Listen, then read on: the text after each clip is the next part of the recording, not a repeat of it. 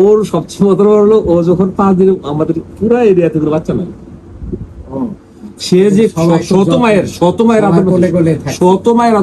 মায়ের এক মা হারাইয়া শত মায়ের আশেপাশে আল্লাহ আসলে সব দিক থেকে বঞ্চিত করে না। না না না, ও পাইছে, ও পাইছে। আর আমি এখন আল্লাহর রহমতে অনেক সুখী। আমার মানে কষ্ট করে আমার ভাই। এখন আপনার বাকি সন্তানদের কি অবস্থা?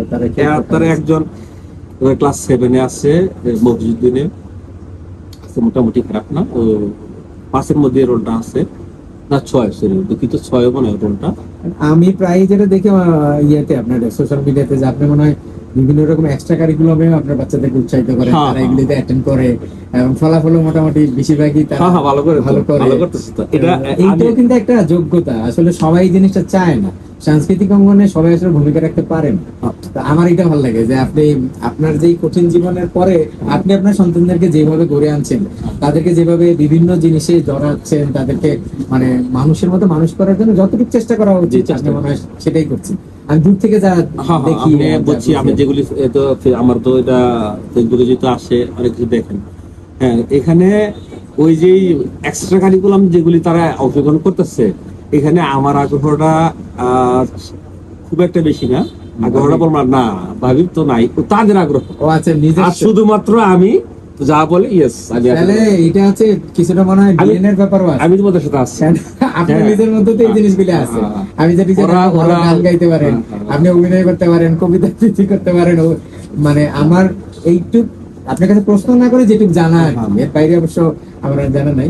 আমার গানটা আমি ছোটবেলায় গাইছি অনেক, ওই যে বিচ্ছেদ গুলি ছিল তো আমার জীবনে, তাদের গুলো ছিল তো, আমি ছোটবেলায় অনেক গান গাই। আমি অল্প কয়েকদিন আপনার সাথে থাকার সুবাদে আমার কাছে মনে হয়েছে যে আমি এই জিনিসগুলি মানে উপলব্ধি করতে পারছি, কিন্তু এটা কনফার্ম ছিলাম না যে এই জিনিসগুলি আছে আপনার মধ্যে। কিন্তু এখন আমি নিশ্চিত যে আসলে এই জিনিসগুলি আছে, বিশেষ করে আজকের এই কথা বলার পরে। স্যার, আজকে কি আমাদের জন্য ছোট্ট একটা কোনো গান একটু গান, যদি মানে এই প্রতিভার বিষয়টা তো অনেকেই জানে না, তারা একটু দেখলো। গানের ইয়েটা তো আসলে হুট করে বললে একদিন কোনি ইয়া করতে পারেন, সমস্যা নেই। এই ফাঁকে মনে করতে করতে আমরা অন্য গল্প একটু আগাই, যে এখন আপনার ভবিষ্যতে আর কোনো পরিকল্পনা আছে?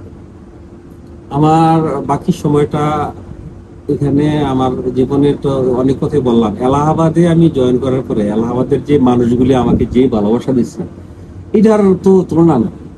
এত পরিমাণ ভালোবাসা এলাহাবাদ থেকে পাইছি, আমার তো মনে হয় আমি অন্য কোথাও চাকরি হলে মনে হয় আমি যেতে পারবো না, মানে এত প্রেমে পড়ে গেছে এলাহাবাদে। এইখানে স্যার ওই যে আপনার জীবনে কিছু না পাওয়া, অপ্রাপ্তির যে কষ্টগুলি, আমার মনে হয় তাহলে এইখান থেকে হয়তো বা কিছুটা কমানোর একটা ব্যবস্থা। জি জি জি, এই কারণে এলাহাবাদের শিক্ষার্থীরা, এলাহাবাদের গার্ডিয়ান, যতটা কমিটি গেছে আমি আসার পরে, সকল কমিটির সদস্যরা তারা আমার সাথে একটা আলাদাভাবে সম্পর্ক তৈরি করছি। আমাকে বাসার বইয়া স্যারে আমাকে ফোন দিত। এখন এই কথাটা প্রকাশ হলে উনি হয়তো উনি পাস করছেন না, খুব কম ফোন দিয়ে আমার কাছে জাস্ট পরামর্শ নিত যে বিষয়টা মুর্শিদ আমার তুমি বলতো, তুমি কি বলো, আমি স্যার দেখেন না এইভাবে করলে ভালো হইতো, আমার তুমি বলতো। তো খুব বেশি ফোন দিচ্ছে তা না, কিছু কিছু গুরুত্বপূর্ণ বিষয় উনি আমাকে আমার ফোন দিয়ে তুমি তোমার কোনো মতামত আছে? যে কোনো প্রতিষ্ঠানে আসলে সবাই তো একটিভ থাকে না, কিছু কিছু একটিভ মানুষ যাদের থাকে, প্রথম কমিটি বলেন, বাইরে থেকে কোনো গেস্ট বলেন, বা স্কুল প্রতিষ্ঠাতারা যারা বলেন, সবাই আসলে দেখলে এদেরকে তাকে পিক করবে, এটাই স্বাভাবিক। তাদের মধ্যে আপনি একজন। আমিও আসলে আমার যে অল্প সময়ের কাজ স্কুলে আপনাদের মাধ্যমের সাথে, তখন আমি এই জিনিসটা দেখছি এবং তখনই আমি আপনাকে চুজ করি যে না, আমরা মাধ্যমে হতে পারবো, কিছু কাজ করা সম্ভব হবে। আপনি আমাকে 100% সহযোগিতা করছেন, আমার কাছে খুব ভালো লাগছে শুনে। এরকম তো নিশ্চয়ই সবাই আপনার কাছ থেকে এইভাবেই সার্ভিস পাইছে, এটা তো স্বাভাবিক, আপনার ভালোবাসার মাত্রা হতে বাড়বে। আর এখন তো আর নিশ্চয়ই কোনো অপ্রাপ্তির দুঃখ কষ্ট এগুলি তার থাকার কথা না, এত ভালোবাসা নতুন নতুন করে পাওয়ার পরে।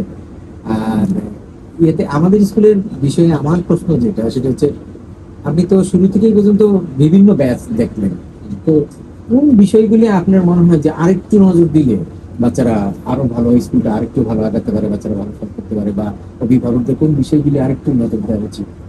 এখানে একটু কথা হচ্ছে, আমি আসার পরে যেই মানের স্টুডেন্ট ছিল এখানে, এখন স্টুডেন্টের মানটা কমতেছে। যদি সব ধরনের না, মেয়েদের মানটা মোটামুটি আছে, ছেলেদের মানটা খুবই কমতেছে।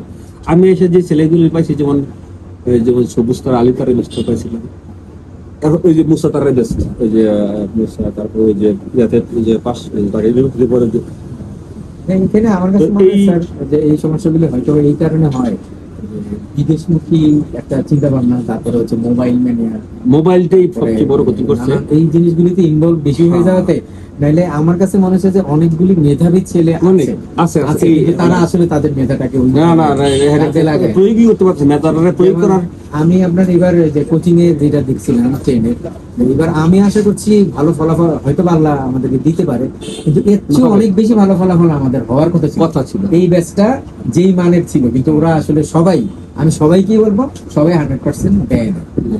সবাই যদি 100% দিত, এখন যেই রেজাল্টটা তারা করবে তার চেয়ে আরো বেশি ভালো বেশি ভালো হতো। করতে আমাদের পারবে। যেহেতু আমাদের ফলাফলের student এখন আরো আছে, কয়েকদিন হাতে আছে, আমাদের আল্লাহ স্টুডেন্ট মান আমাদের আছে, মানি স্টুডেন্ট আছে, সবগুলি বেঁচে নাই। এখন বর্তমান যে 7 এর যে ব্যস্ত আছে এইটার মধ্যে খুব ভালো মান, আবার 6 এর যে ব্যস্ত আছে এটার মধ্যে ভালো মানুষ আছে, 6 এ বেশ কিছু ভালো আছে, বেশ কিছু ভালো আছে। ভালো সুযোগ আছে। এইটা যেটা আছে এটার মধ্যে মোটামুটি আছে, কিন্তু 9 এর ব্যস্ত এখন ভালো আছে, 10 এর ব্যস্ত ভালো আছে, দুইটা বেশি ভালো আছে। মেয়েরা আমি এটাই দেখছি, এটাই অবাক হয়ে যায়, যে ছেলেরা- যাইতাম যে বিভিন্ন ভাষায় দেখতাম যে হ্যাঁ, মেয়েগুলিকেই পড়াইতে ছেলেরা ওরাই এখন- চেষ্টা করে, ছেলেরা খুব এখন কম। কি করব আমি আমি বুঝি না ছেলেগুলিরে আমি যে কত রকমের চেষ্টা করছি। আপনি হয়তো জানেন আমি এই মুজাফর, আমি চিপাচাপাই জিনি, কিন্তু ছেলে খোঁজ দিকে আমি তো চিন্তা নাই বলি, আমার কিন্তু কোনো হেডসারে বলে নাই, আমার নিজের স্বপ্নজিত হয়ে আমি চিপাচাপা ফেলা বই থাকতো, এটা বাইরে বই আমি স্কুলে ঢুকাইছি। না, ম্যানেজমেন্টটা তো আসলে কিছু করার নেই, ডিসিপ্লিন যদি আপনার না থাকে তাহলে তো অনেক দিক থেকে আপনি তাদেরকে নিয়ন্ত্রণ এইটা করতে চেষ্টা পারবেন। করতেছিল আমি প্রথম থেকে, এবং এটা অনেকটা বিশেষ করে আপনার কমিটি আসার পরে এটা আমি আর যেহেতু বাইরের সুবিধা পাইছি, হেল্প পাইছি, এটা অনেকটা ইয়ে হয়েছে। এইটা ধরে রাখতে পারলে আবার একটু আগামীতে যারাই আসুক এই জিনিসগুলো যদি কন্টিনিউ করে, আবার একটু ঘাটতি হয়েছে, এটা ধরে রাখতে পারলে কিছুটা তো এটা হবেই, যেহেতু একটা মানে ধাপ থেকে আরেকটা ধাপে যাওয়া, মাঝখানে কেমন কি সবাই জানে, এই ধাপের মধ্যে কিছুটা সমস্যা তৈরি হওয়াটাই স্বাভাবিক। একটা বিষয় আর নিয়মিত কমিটিটা যদি থাকতো জি তাহলে এত ঘাটতি হওয়ার কথা ছিল না, কিন্তু এই নিয়ে মনে হয় চতুর্থতম ইয়ে হচ্ছে অ্যাডহক কমিটি। অ্যাডহক কমিটি আর রেগুলার কমিটির মধ্যে তো কিছু ডিফারেন্স থাকবে, দায়িত্বের বিষয়গুলিতে এই সমস্যা হয়। এইবারের অ্যাডহক কমিটিটা সম্ভবত নির্বাচন করে দিয়ে যাওয়ার একটা সুযোগ আছে, আছে। তারা যদি আর কোনো সমস্যা না হয় তাহলে তারা যদি করে দেয় এই ক্ষেত্রে হয়তো বা আবার একটা ভালো ফ্লো আসতে পারে, যদি তারা সবাই পজিটিভ লোকগুলি আসে। আর জি জি। নাইলে তো আর কিছু করার নেই, আল্লাহ ভালো জানে। যে আশা প্রত্যাশা করতেছি আমরা, আমি বলছি কি শৃঙ্খলাটা যদি বিদ্যালয়ের এটা সুন্দরভাবে হয়ে যেত, শুধুমাত্র শৃঙ্খলাটা এটা হয় কিছুদিন থাকে, এরপরে আবার একটু আমার কাছে স্যার যেটা মনে হয়েছিল যে আমি তো খুব কম সময় ছিলাম, তারপরেও স্কুলের বাউন্ডারির মধ্যে সকালে ঢোকার পরে বিকেলে আর ছুটির আগে না বাইর হওয়ার একটা এইটা যদি ব্যবস্থা করা যেত, যাইতো। এইখানে টিফিনের ব্যবস্থা থাকবে, খেলাধুলার ব্যবস্থা থাকবে, এক্সট্রা কারিকুলাম থাকবে, সবকিছু হবে এর মধ্যে। হ্যাঁ। তখন বাচ্চারা আসলে মোবাইলের প্রতি তার আসক্তি না থাকবে না। থাকবেই না, থাকবে আর বাইরে যাওয়ার ব্যবস্থাই যদি না থাকে, বাধ্যই তো তার এখানে কিছু না কিছু পড়ালেখা করতে হবে। করতেই হবে। হ্যাঁ, তো তখন বিভিন্ন গ্রুপে ভাগ করে বিভিন্ন রকম কম্পিটিশন করে, নানান রকম হয়ে আছে। যারা ভালো করে, ভালো স্কুলগুলি আছে, ওদের অ্যানালিসিস করলে তো দেখা যায় ওরা আসলে কত রকম ভাবে চেষ্টা করে। শুধু গতানুগতিক পদ্ধতিতে যদি পড়ালেখা হয় তাহলে আসলেই একেবারে ভালো না না করার সুযোগ নেই তো, সুযোগ নেই তো। আপনি যে সময়ের বললেন সাথে যে তাল মেলানো যায়। জি জি, আপনি যে কথা এটুকুই। বললেন কত সুন্দর কথা। দেখেন অভ্যাসটা এমন একটা জিনিস, আমরা তো এটা প্রবাদ জানি, 21 দিন যে কাজটা করে সেটা অভ্যাসে পরিণত হয়ে যায়, বা 40 দিন 41 দিন পার হলে আরো আরো গাঢ় হয়ে যায়, 3 মাস পার হলে এটা আরো গাঢ় হয়ে যায়। আমরা জানি এটা সামাজিক ভাবে বা এটা প্রবাদের মাধ্যমে এই কথাগুলি আছে। তা আমরা যদি অভ্যাস